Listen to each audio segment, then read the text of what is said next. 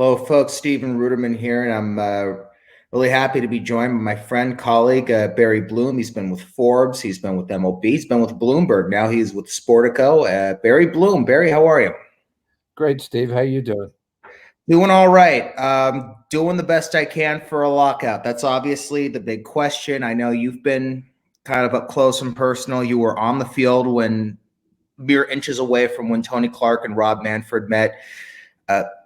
What's going on, and how do you think this is all gonna pan out? Oh, I think it's going to get done. It's just a matter of right now. It's the snail's pace. There's a lot of people who are, basically thinking that it's moving towards a conclusion. I don't know that I'd go that far. I mean, at least they're talking now with kind of like very narrow proposals going back and forth. Uh, I think both sides really know where they stand. It's like 6-year free agency is solid. It's whether or not there's going to be any movement on a greater pool for second year arbitration, uh, higher, higher wages for players at, in the first and second years. Um, the the pool of money and how it's distributed through revenue sharing. Uh,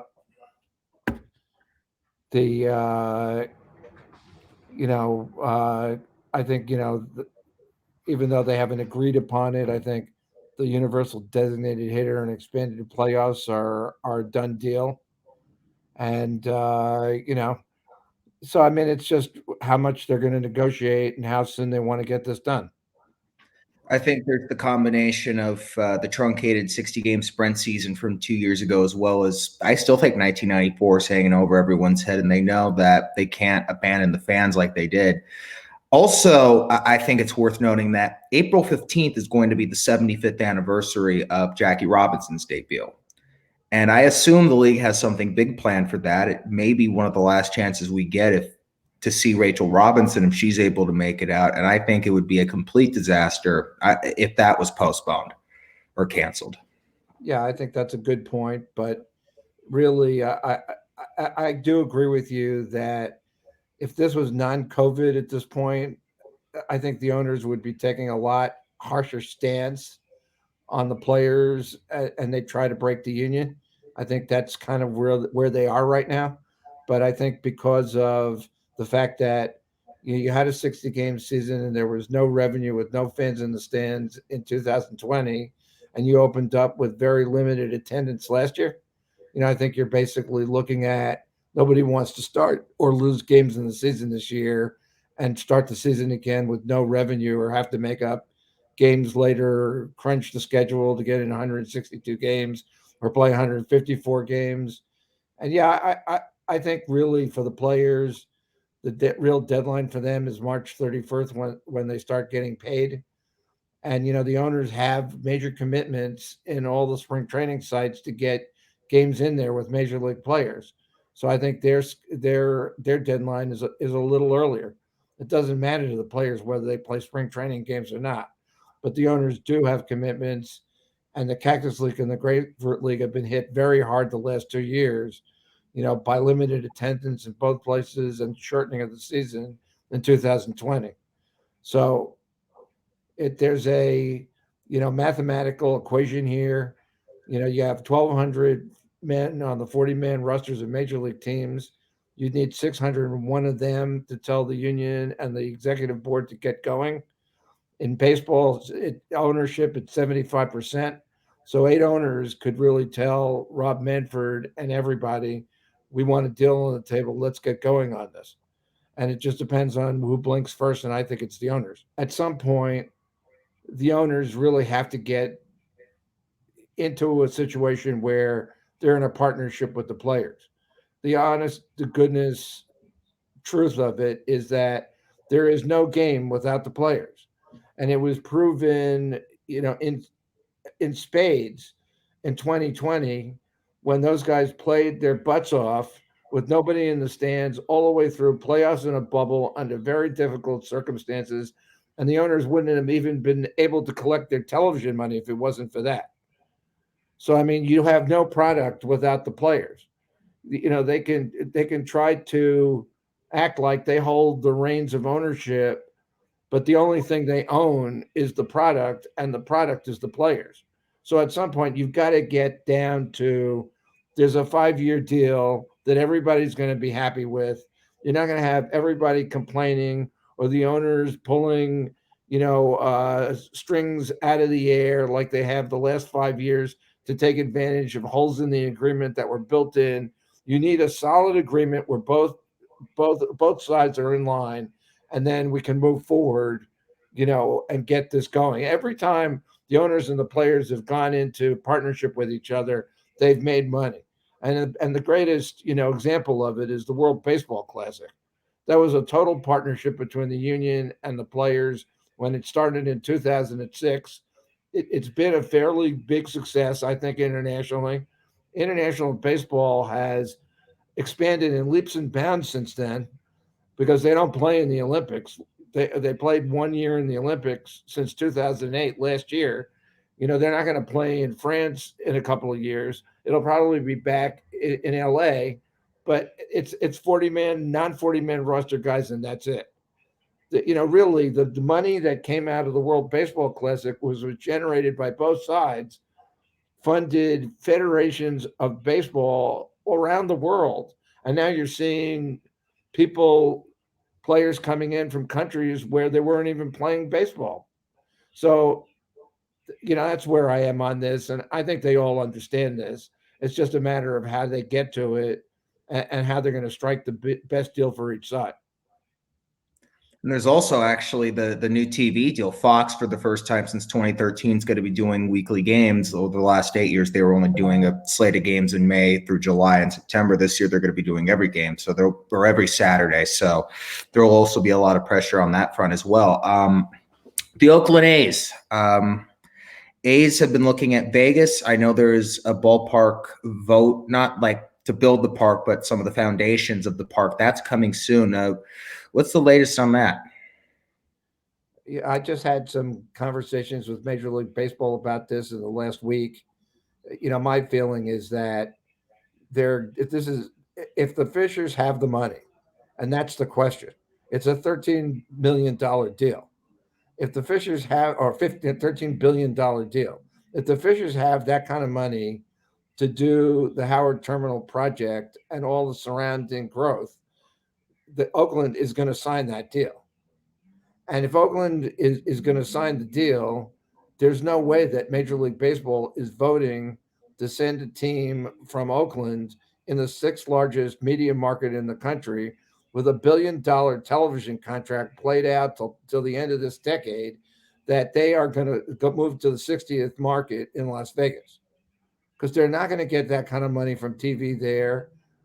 They might get a ballpark, but I don't think there's any local money to pay for that ballpark. This is what Covell and the Fishers and Lou Wolf before him, this is what they've wanted. And they've worked very hard on this for 15, 16 years. And, the Giants, it took 20 years. It just takes a long time for these projects to mature, especially in California. But I mean, Oakland's got with, the money coming in from infrastructure bills and COVID. They've got an influx of state and federal money that they didn't expect to have. And they know that this is their only chance to put the infrastructure into an area of the city that they need to do, whether the A's are there or not. And if you have the A's build $1 billion stadium to start this, and then over 10 years, that $13 billion project, the Oakland is going to vote for this project. Oakland is voting for it. The Alameda County is voting for it. The port is voting for it. And regardless of the minimal amount of opposition there is, which there is opposition over there, they're not going to listen to those people. And they're going to just throw it into the laps of the A's. So the bottom line is, where's the money? Do they have how are they going to put this together? And the first thing is they have to build a stadium by 2025, and then they have plenty of time to build the rest of the project around it and go out and get partners to get that funded. So if they have $1 billion to do that stadium, whether it's here or Vegas, they're going to do it here or do it in Oakland because they're not going to get a 75% vote to move to Vegas.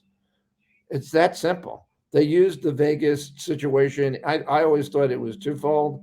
One, it was the time honored uh, Major League Baseball and football really test thing that they always do about, if you have to trying to push a deal over or a ballpark deal over the edge in a particular area, then you get somebody else to compete for that franchise. Secondly, the interest there, which is starting to be established, tells Major League Baseball whether or not Vegas is a viable expansion market, and that's a $2 to $3 billion project when you include the expansion fee and the ballpark. So I mean, there's a lot going on there, but I just do believe that if the A's have the money, that Howard Terminal project is getting done. I think a lot of A's fans would be happy to hear that. Also, the Rays, the league nixed the Montreal Tampa split, and it looks very unlikely that the Rays are going to be able to get a new park there. How do you see this playing out, and where do you think the Rays end up in 2028? Look, they had a deal there in the Tampa area about 4 or 5 years ago when this all got started. They negotiated with the county of Hillsborough. It was practically $1 billion stadium. They had agreed on a 50-50 split. The money Hillsborough had assembled all the money, and when it came time for Sternberg to put his signature on the line, he went back and asked Hillsborough for more money, and they basically didn't have any. They said, "This is it. This is what we bargained with. This is what you committed to. You either sign on the dotted line on this or it's not happening." And he let it go away. And then he came up with, and I will say in, my pygmy Yiddish, this fakakta plan to do a sister city with Montreal. And I just don't think it was ever going to happen. I mean, I wrote this for Forbes when they announced it, and it's like stupid. I mean, you can't come up with a major league stadium in either area, and now you're saying we want a 25,000 seat stadium, one in Tampa and one in Montreal, and the team's going to split. And again, it's the 11th largest television market in the country. The Rays get $85 million a year on their television contract through like 20, through like the end of the decade and beyond. They're not giving up that market. So it was a non-starter to begin with, and as people in Major League Baseball said, everybody loves Stu and everybody wanted to give him a chance to try this out, but the logistics of it were just impossible. It's impossible with the commitments and the legality and the liabilities to do it in one area, let alone two. And then if Montreal can build a stadium, which has been the problem, they lost the Expos because they couldn't build a stadium. So here we are. The Expos were 2005. Here we are almost 20 years later, and Montreal's in the same situation. If you can get the money and you can build the stadium and you have enough money for an expansion team, they'll listen when it comes around to an expansion team. And, the history of this is that teams that lose their franchises or cities that lose their franchises mostly get them back the second time around. It took a long time for the Senators after they left to Texas for the Expos to go to Washington. The Pilots left Seattle and went to Milwaukee. Seattle wound up with a team. The Giants and Dodgers left New York. New York wound up with the Mets. The A's wound up going to Oakland. The Royals were expanding into Kansas City. I mean, so there's a good chance if they can come up with the money. But I mean, the other issue in Canada is is the exchange, and that it's never positive in favor of the U.S. dollar and trying to spend up there, because essentially you have to pay your bills up there in American dollars and your money comes in Canadian, and it's usually a 30% differential. NHL is starting to look at the possibility of losing teams up there again. Calgary is in a situation where their arena deal was called off, and they don't really have any place to play for the long term. And then with COVID and the problems that they've had cross border, who knows when that's going to end. So yeah, Montreal was just a non-starter for the Rays. So I mean, they're just going to have to go back and look at the look at the area again and see if they can come up with the money. And really, probably to solve the problem in both areas, there's plenty of money out there. There's plenty of gazillionaires who want to own teams. I think if Fisher doesn't have the money in the Bay Area, I think the Warrior people would be very happy to pick up that team and finish that project. And I think also there's other people who would buy into the Tampa market and spend the money to build a team in Tampa, because the long-term future of that team on the Tampa side of the Bay is great. So I mean, if Fisher and Sternberg don't have the money, and that proves out over the next few years, I think those teams are going to be sold to people who are going to get the job done. Well said. Now, this kind of goes back to the CBA. Maybe I should have asked this before I asked about Oakland, but any chance of any expansion to 32 teams in the near future? In the near future, no, I don't think so. First of all, they don't even know what the expansion fee would be. I mean, Manfred was on one of we did our baseball evaluations of franchises last year at the beginning of the season. Manfred was on our panel, a video panel. He was asked specifically that question, how much the valuation of, what it would cost a team to buy an expansion team and buy into baseball right now. And Manfred's answer was, well, your medium price for any MLB franchise, or average price for MLB franchises, is probably a good starting point. And that average price is 2.2 billion. So you're talking about, for expansion team in baseball right now, if that's really where they want to start, then you add another billion on top of that to build a stadium, whether that comes from a process publicly, or a dual process where it's public private, or it comes from private money only. There's all these issues, as you see with the Howard Terminal project. You have to deal with multiple municipalities, state and local agencies, people who have their rights and their hands into the land where you want to build the ballpark, whether, even if you're putting private money into building most of it, and you're looking for some public infrastructure to help you, it's a huge problem over 4 or 5 years. I don't see the major MLB expansions at this point. You've done the big markets. Now you're down at the lower end of the spectrum on television markets, to where what markets are even going to be available. And you're looking at probably Montreal, Nashville, and Vegas as the prime markets, and they're all low end television markets. And of course, television is changing, and you're going into streaming, and the television rights situation is going to be different over the course of the next 20 years, maybe even sooner.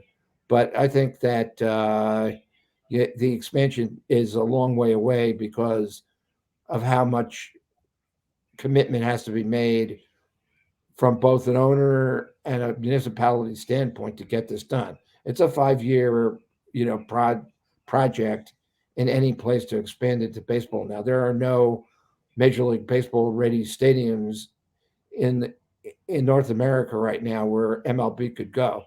I mean, they could go back to Montreal and play in the Olympic Stadium again while they're dicking around, but they're not going to do it unless there's a new baseball stadium on the docket to be built somewhere else, and that's a good interim place. But there's no place in any. There's no baseball facility in Vegas. There's a 15,000 or 12,000 seat minor league facility there. That's brand new. So there's no place for them to go and expand in right now.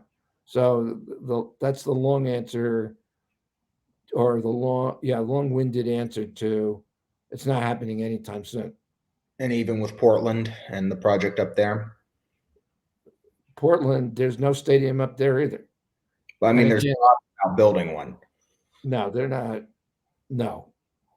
Yeah, nobody's spending $3 billion in Portland to bring a Major League Baseball stadium up and team up there. All right, so the word expansion, playoff expansion, do you think it's going to be the 14-team idea that the league has proposed, basically what they're doing in the NFL now? Yeah, I think it's a compromise probably between, I think, the 12 that the players want and the 16 that we had in 2020.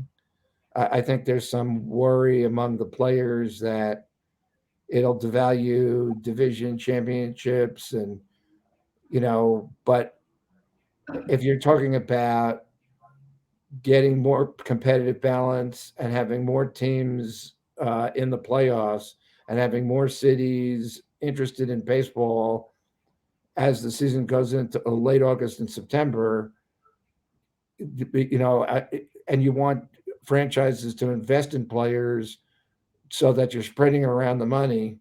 I think you look at, a draft lottery, which you're talking about, and right now it's like MLB has a convoluted plan with 3 teams in the lottery and an extension of it, and the labor union wants 8 more to basically replicate the NBA and the NHL. So they've really agreed on that. It's just what the composition of it is going to be. And in that case, teams can't quote unquote tank, and play for a draft pick if their seasons go south and they start trading off everybody at the trade deadline to just play for draft picks like the Cubs did this year. I mean, and Washington too. So I mean, I think that's going to happen. And I think that, if you have more teams involved, you're going to have, more teams spending on free agents, which is really what they want. And so it really helps the overall competitive balance. I think 14 of, the 16 teams, or the 30 teams, I should say, are a good compromise. And you figure out a round robin way of doing it in getting teams in so that the division champions are still viable. How I would do it is I would just expand what they have with the current wild card, 1 versus 4, 2 versus 3 winners play each other, and help maybe officially decrease the amount of playoff teams to 8 and call that, and have a whole new thing, like a whole new tournament, and call it the wild card tournament. That would be a cool idea. Yeah, well, that's what they did 2 years ago. And, you had the week of the 8 2 out of 3 wild card playoff series, and they were pretty wild. And, they were played in empty stadiums at the time, but it was good television, and I think everybody liked it. So, yeah, sure. I think that it's just a matter of how late do you push back, the whole tournament. If you're like in 2020, you were playing in a bubble, so you knew that games in November would be played in a team in a city with a stadium with a roof. So as it starts to get colder and whatever, you're climate controlled and you can play the games. But if you're still in a situation where you could wind up in New York or Chicago or Boston or one of those eastern cities, Minnesota, outdoor stadium, you're talking about deadly weather there the longer you push this back. So either they have to figure out a way of contracting the regular season so that they can add this other extra week of games, or they just play, one game play-ins instead of two of three, and then you can have as many as you want, and you just play them all in a couple of days. Which would be that's what I want. As I said, like it would be, you would actually officially, my idea is you officially decrease the amount of playoff teams to 8, 3 division winners plus the wild card tournament winner. I think that, and they could have the merchandise that says National League wild card tournament, American League wild card tournament, like the NBA does. That would actually be really cool. I'd love to see that. Yeah, I like the play-in with the NBA this year. I thought that worked well. I thought, the Warrior Laker playing game was one of the best games of the whole postseason last year. So yeah, I mean, there's a lot of, if you let go of traditional thinking, there's a lot of ways of being able to do these things. And then 5 years from now, 10 years from now, people go, well, I don't even remember what it was like before this, and why didn't we do this earlier? So yeah, I mean, I think there's a lot of ways to do it, but I think it's 14 teams is probably optimal. Well, why don't you pass along, if you could pass along to Rob my idea, that would be awesome. All right, Barry, thank you very much. I'm guessing that they're all, thinking about all these things at this point already. There's probably nothing new that either you and I could tell them, because they pay people a lot of money to do these things. Well, I'll try and find Tony Clark then. All right, Barry, thanks for coming on. He's with Forbes. He's been with Bloomberg, now with Sportico. Barry Bloom, thank you very much for coming back. You're welcome. Thanks for having me on. My pleasure.